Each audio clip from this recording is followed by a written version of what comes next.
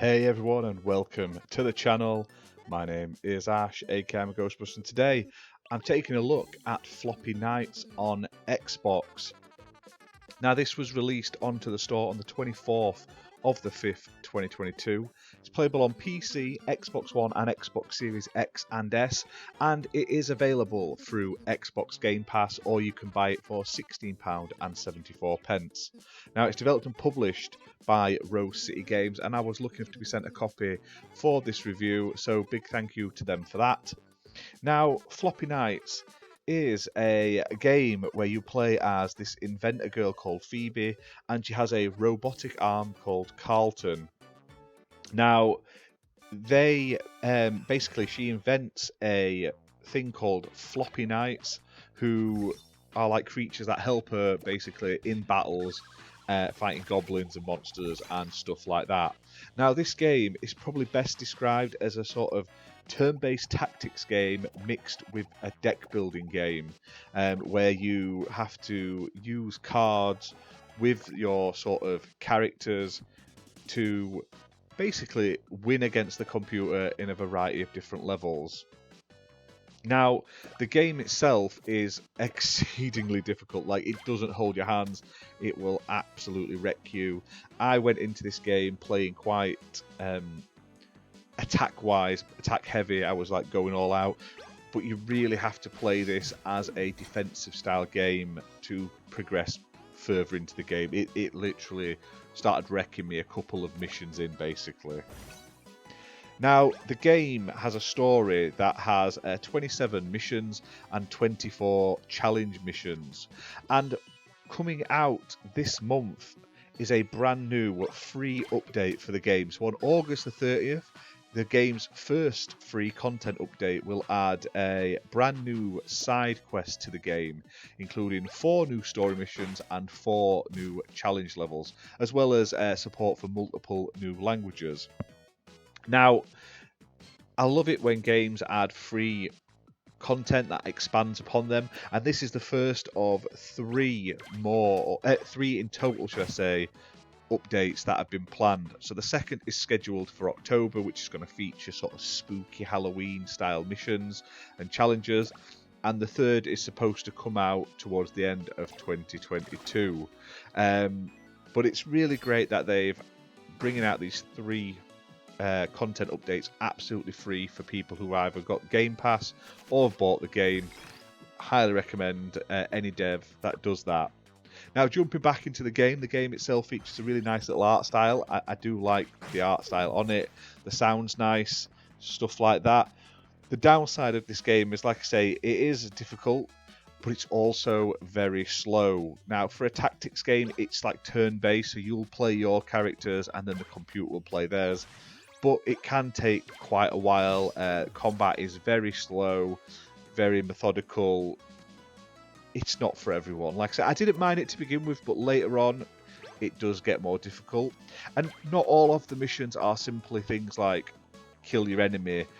You've got other things, like one of them early on is like you have to destroy this sort of antenna. So not only are you fighting enemy monsters like these goblins, you're also trying to destroy this like antenna while also trying not to be killed. So you have to sort of use your characters in the best way possible. Now, like I say, you can build your deck. You can have decks of up to 30 cards, or you can have less if you really wanted to. I wouldn't recommend it. And obviously, every turn you sort of get a new hand, and there's abilities in there, and there's also sort of minions as such. Now, each deck has a sort of captain who basically you start out with your captain.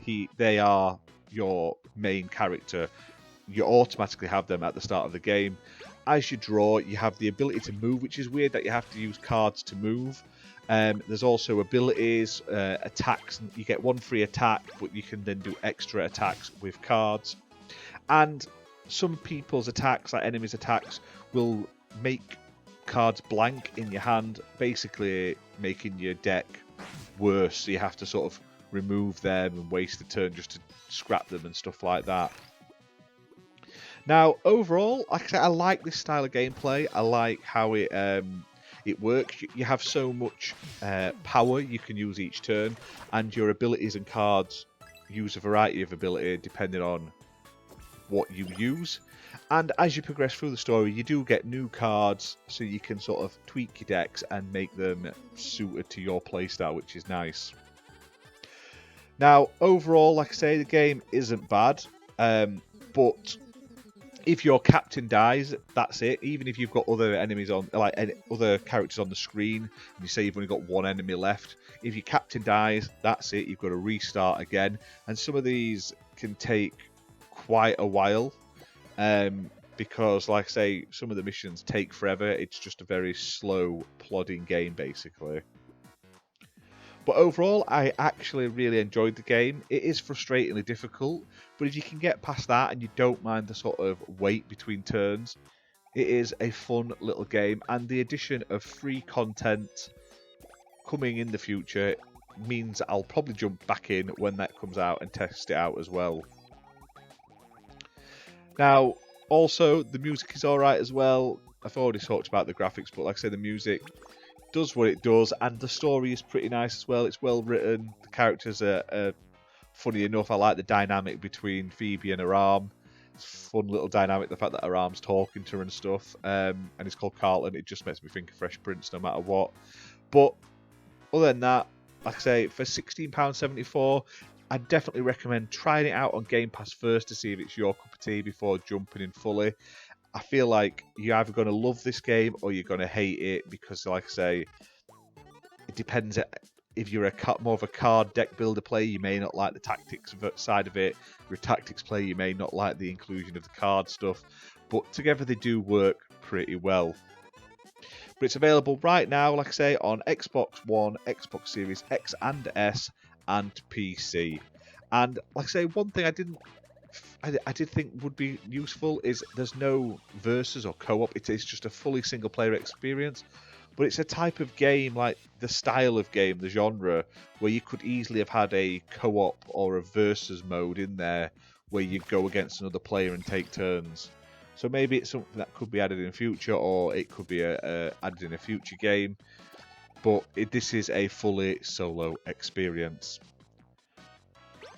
But other than that, let me know what you think of this game. If you have played it, down in the comments below. Hit that like button, hit subscribe, and we'll see you soon for more content, guys. Bye for now.